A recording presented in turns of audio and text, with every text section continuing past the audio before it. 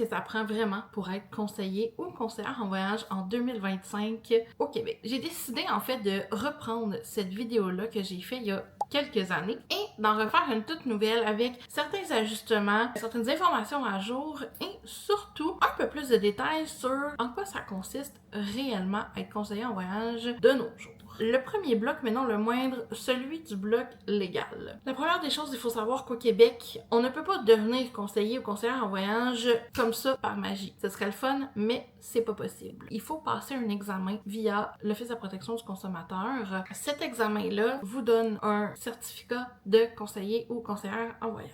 Ceci étant dit, il y a quelques coûts par rapport à ça. Donc, pour faire l'examen, on part d'une soixantaine de dollars. Et pour s'affilier à une agence de voyage, c'est un autre 60 dollars. Ensuite de ça, le certificat se renouvelle chaque année au coût d'environ 30-35 dollars. Ça augmente un petit peu d'année en année, comme n'importe quoi. Mais grosso modo, ça ressemble à ça. Le document que vous devez étudier pour devenir conseiller, conseillère en voyage se trouve sur le site de l'Office de la protection du consommateur et il est gratuit. Cet examen-là se fait maintenant de la maison, de votre ordinateur, donc il y a possibilité là, de le faire sans avoir à se déplacer. Auparavant, on devait toujours aller dans des cégeps. Maintenant, il l'offre de la maison via le site de l'ITHQ. Toujours dans la partie légale, sachez que vous devez obligatoirement être affilié à une agence de voyage. Donc, une agence de voyage a un permis d'agent de voyage, aussi délivré par l'Office de la protection du consommateur.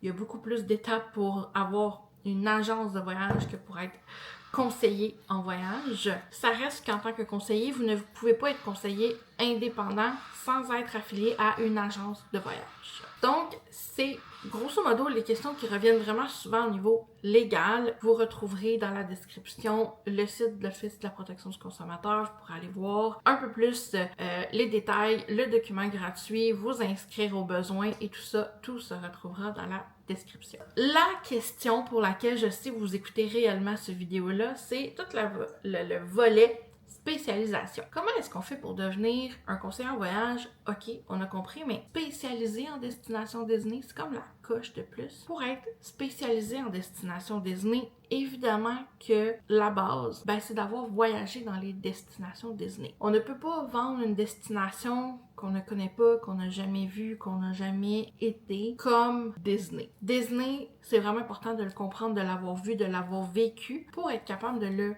conseiller adéquatement. Don't get me wrong, j'ai déjà vu des conseillers dans l'industrie vendre des produits Disney de façon très adéquate. Ils ont bien accompagné leurs clients, même s'ils n'avaient jamais visité aucune destination Disney. C'est pas impossible, mais le travail a été beaucoup plus long, beaucoup plus complexe. Et certaines de ces personnes se sont tournées vers moi par le passé pour me poser des questions parce que c'est très compliqué pour eux de comprendre le produit et donc de le pré-mâcher pour mieux l'expliquer aux clients. Notre rôle à nous en tant que conseiller en voyage, c'est vraiment de faciliter le processus d'organisation aux clients. Donc, que ce soit Disney World, Disneyland en Californie, Disney Cruise, Adventures by Disney, n'importe quel produit Disney, c'est sûr que c'est beaucoup plus facile de l'expliquer quand on a de l'expérience au minimum dans une de ces destinations-là pour vendre les autres destinations. Donc, la base d'un spécialiste Disney, conseiller en voyage Disney, en fait, au Québec, c'est son expérience professionnelle, personnelle, qu'il transmet professionnellement à ses clients. Et ça, il n'y aura jamais aucune formation qui pourra égaler ça. Et évidemment, c'est pas parce que, par exemple, t'es jamais allé à Walt Disney World que tu ne peux pas être spécialisé en destination Disney. Si tu as fait 40 croisières Disney, mais que tu n'as jamais été dans les parcs, tu peux très bien te spécialiser en destination Disney avec Disney Cruise Line.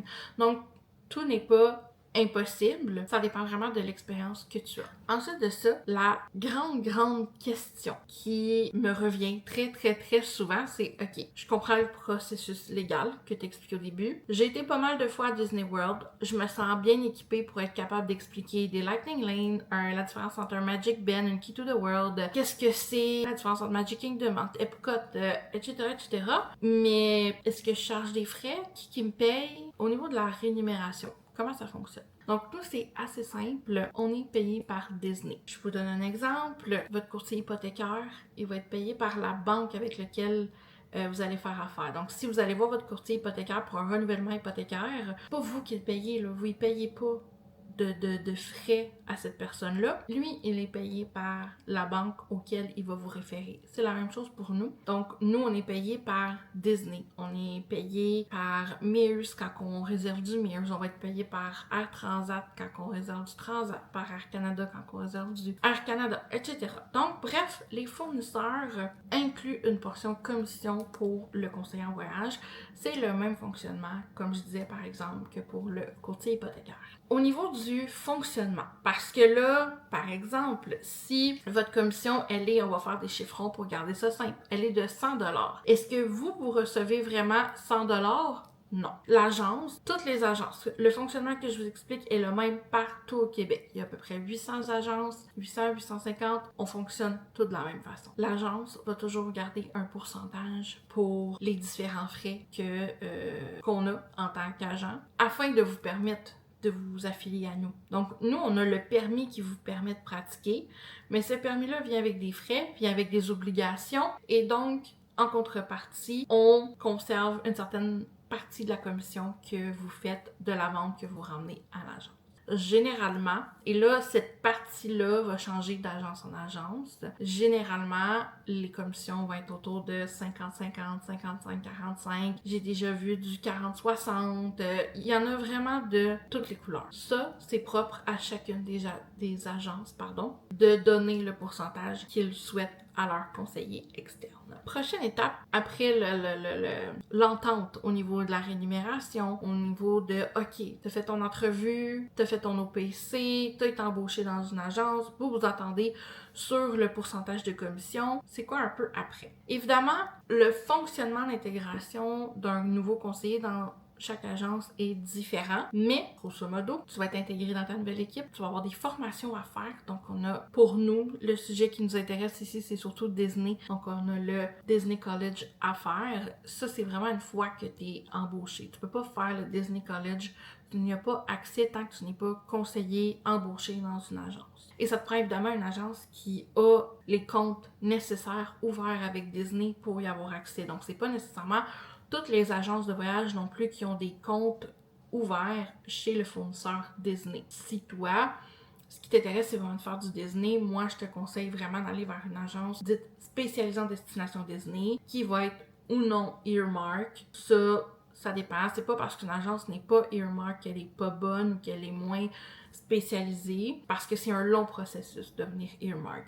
Nous, dans notre cas, on est earmark depuis déjà quelques années. C'est un statut qu'on renouvelle à chaque année. Je tiens juste à dire, c'est pas parce qu'une agence n'est pas earmark qu'elle est nécessairement moins compétente. Tout le processus de qualification est quand même complexe et confidentiel, donc je peux pas partager plus que ça ici, mais sachez-le quand même. Donc, si vous trouvez une agence, par exemple comme la nôtre, qui a un compte ouvert chez Disney, vous allez pouvoir faire le collège Disney. Ensuite de ça, de façon assez régulière, Disney va nous offrir des moments de formation. Je suis pas prête à dire que c'est de la formation continue, là, dans le sens où c'est quand même accessible à tous, puis c'est pas sur une base obligatoire, c'est sur une base volontaire, mais ça reste une belle forme de formation que l'on peut faire très régulièrement pour maintenir nos connaissances à jour. Le but, c'est pas d'apprendre qu'est-ce que c'est Magic Kingdom, où se situe Epcot, les catégories d'hôtels. C'est toutes des choses que nous, par exemple, chez Voyage Mille et une Destinations, si vous venez vers la Field Trip sur Disney, moi, je prends pour acquis que vous avez déjà ces connaissances-là. Tu sais déjà c'est quoi Magic Kingdom, tu connais tes 3 catégories d'hôtels. Tout ça n'a plus de secret pour toi si tu arrives chez nous et que tu veux être conseillère spécialisée en destination Disney. Si au moment où tu écoutes mon vidéo, tu connais pas tes 3 catégories d'hôtels, tu connais pas quel hôtel, tu sais, si je te nomme un hôtel, t'es pas capable de le placer dans une catégorie, peut-être qu'on n'est pas tout à fait rendu à te donner un titre de spécialiste comme destination Disney. Donc ça, c'est vraiment une base que nous, on s'attend à laquelle que vous ayez acquis en arrivant chez nous. Les formations qui sont offertes sont beaucoup plus sur les promotions en cours, parce que ça, les termes et conditions changent à chaque promotion. Donc ça, c'est important de vraiment bien le comprendre, d'être capable de les mettre en place pour les clients quand une nouvelle promotion arrive. Donc on va avoir beaucoup de suivi, beaucoup d'entraide, beaucoup de soutien, autant de la part de Disney qu'à l'interne entre nous par rapport à ça. Ceci étant dit, évidemment, tout ça doit se faire par vous-même. Donc ça veut dire que vous devez avoir du temps, vous devez avoir de l'énergie à mettre sur ce travail-là. L'agence et la grande majorité des agences ne donnent pas de clients au conseiller. C'est le conseiller qui doit trouver ses clients parce que vous avez un titre de travailleur indépendant. Donc, c'est à vous de trouver votre clientèle, c'est à vous de trouver votre agence à la base, trouver votre clientèle, faire vos formations, rester formé. Et évidemment, c'est sûr que de rester formé, ça va aussi passer par continuer d'aller sur place pour expérimenter. Est-ce que ça vient avec des coûts? Oui. Est-ce que c'est l'agence qui le paye pour vous? Non. Donc, tout ce qui est voyage, c'est vraiment à vous de les payer, de faire l'investissement. Tu sais, c'est vraiment un gros travail autodidacte. Évidemment, il y a des règles à respecter tant du côté de l'agence que du côté de Disney. Chaque agence va avoir ses règles, va avoir ses guidelines, ses guides de conduite propres à lui, selon ses valeurs, ses croyances, son niveau aussi de où ce qui est rendu en tant qu'agence. Une agence qui a 9-10 ans d'expérience n'aura pas les mêmes guidelines qu'une toute nouvelle agence qui a 1, 2, 3, 4 ans. Parce qu'on évolue en tant qu'agent, en tant qu'entreprise, et donc nos prérequis, nos demandes, nos guidelines vont évoluer aussi. Pour tout ce qui est des rabais, parce que ça aussi, c'est une question qui revient très, très, très souvent. OK, mais est-ce qu'il y a des rabais? Est-ce que je peux aller en voyage gratuitement? La réponse, elle est non. Il n'y a pas de voyage gratuit qui existe parce que tu as payé 120$ pour être conseiller en voyage. Ça ferait aucun sens. Je vous dis pas que c'est impossible d'obtenir certains événements, d'obtenir certains privilèges, mais ça prend des années et des années de travail, de dur labeur, d'investissement de soi pour arriver à un tel niveau. Au Québec, ça se compte sur les doigts d'une main, les gens qui sont arrivés à un tel niveau. Pour ce qui est des rabais, oui, il y en a. Oui, la majorité des compagnies vont en offrir. Pas juste Disney, mais on va en avoir avec beaucoup de compagnies. Par contre, devenir conseiller en voyage, c'est pas devenir un profiteur de rabais. C'est pas devenir un coureur de rabais. Et ça, croyez-moi qu'après plusieurs années, on vous voit venir gros de même parce que vous n'avez pas le choix de vous tourner vers votre agence pour avoir accès à ces rabais-là. Donc moi, si j'embauche quelqu'un puis qu'après 24 heures d'embauche, c'est comme bon, est-ce que je peux avoir accès à tel rabais? Est-ce que je peux avoir déjà là, ça part très très très très mal. Si en entrevue, si tout de suite après l'embauche, vous êtes en mode « je veux des rabais, je veux des voyages gratuits, comment je peux avoir un voyage gratuit? » Oubliez ça. Ça ne fonctionnera pas. En tout cas, là, je parle en mon nom à moi, là, mais moi, ça fonctionnera pas. Nous, on ne cherche pas des gens qui sont là pour les rabais. Puis don't get me wrong, on a tout un beau processus en place qui vous est expliqué à l'embauche, dans votre contrat d'embauche. Comment faire pour avoir accès à ces rabais-là? C'est pas qu'on veut pas vous les donner. Nous, on est des gens passionnés, on est engagés, on est encore à ce jour une des seules agences qui reste au Québec qui offre le support à ses clients, même allant jusqu'à la réservation des restaurants pour le client. Il y a presque plus d'agences qui le font parce que c'est beaucoup de travail, ça demande beaucoup de sacrifices, de temps, d'efforts, mais nous, on le fait encore. Fait que moi, ce que je recherche, c'est vraiment des gens qui sont passionnés, mais qui veulent en donner, qui veulent accompagner leurs clients, qui ont ce désir-là de soutenir le client, puis pas juste de faire la vente, mais d'aller vraiment plus loin que ça, d'offrir un service complet. On fournit de la documentation à nos clients. Ces documents-là, on les fournit à nos conseillers pour qu'ils les fournissent à nos clients. Donc, il y a une belle uniformité. On travaille avec une plateforme à l'interne. Tout le monde travaille avec la même plateforme pour envoyer les soumissions, pour pouvoir répondre aux clients, transiger avec le client.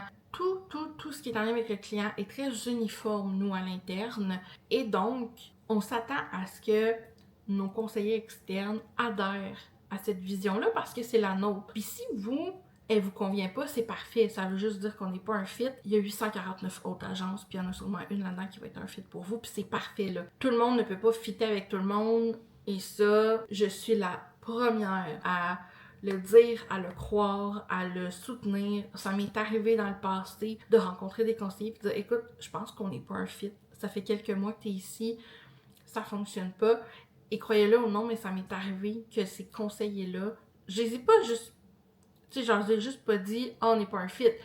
Je leur ai dit « Moi, je pense que tu fitterais dans telle agence parce que de ce que je vois de leur vibe, moi, je pense que tu vas être plus épanouie là. » Et cette personne-là m'est revenue quelques mois plus tard pour me dire « Vicky, merci tellement, là. » Quand on décide ou quand on se rend compte qu'il y a quelqu'un qui ne fit plus avec nous, si la personne est ouverte, ben, on essaye là, de rediriger. Puis c'est avant même l'embauche, ça m'est arrivé vraiment souvent de faire des entrevues, de faire, écoute, t'es un conseiller hors pair, genre, tu vas être un conseiller hors pair, je le vois, je l'entends, je trouve ça cool, mais notre vibe est pas, on n'est pas à la même place, ce que tu cherches, c'est pas ce que moi j'offre. Par contre, ma collègue, telle division, telle place, telle autre agence l'offre, va vers eux, je pense que ça va être mieux. Donc, il y a toute cette question-là aussi de fit qui est important. Choisir une agence quand on est conseiller externe, c'est choisir une famille, c'est choisir un endroit où on va avoir du support, on va avoir de l'entraide, et ça doit fitter. Donc, c'est beaucoup plus grand que d'avoir des rabais, c'est beaucoup plus grand que d'avoir peut-être un voyage gratuit ou d'avoir une opportunité de voyage de formation. C'est vraiment, vraiment, vraiment plus que ça. Il faut d'abord et avant tout que le fit avec la personne, avec l'ambiance soit là. Donc, voilà, j'espère vraiment que mon vidéo recap vous aide. Comme j'ai dit au début, j'ai décidé de le refaire pour le remettre un petit peu à jour, pour préciser des petites choses. Puis pour tous ceux qui rêvent d'être conseiller en voyage, suivez votre rêve. Vous avez aucune idée où ce que ça peut vous mener. C'est pas facile. Est-ce que vous allez en vivre demain matin? Non. Puis si une agence vous dit que oui, mais qu'elle vous offre pas un poste en plein avec salaire, moi j'ai le goût de vous dire peut-être aller voir ailleurs. Parce que tu sais, après comme 9 ans dans le domaine, je peux vous dire que c'est pas la première année, puis probablement pas la deuxième, puis ni la troisième, que vous allez réellement en vivre à temps plein. Est-ce qu'il y a des exceptions?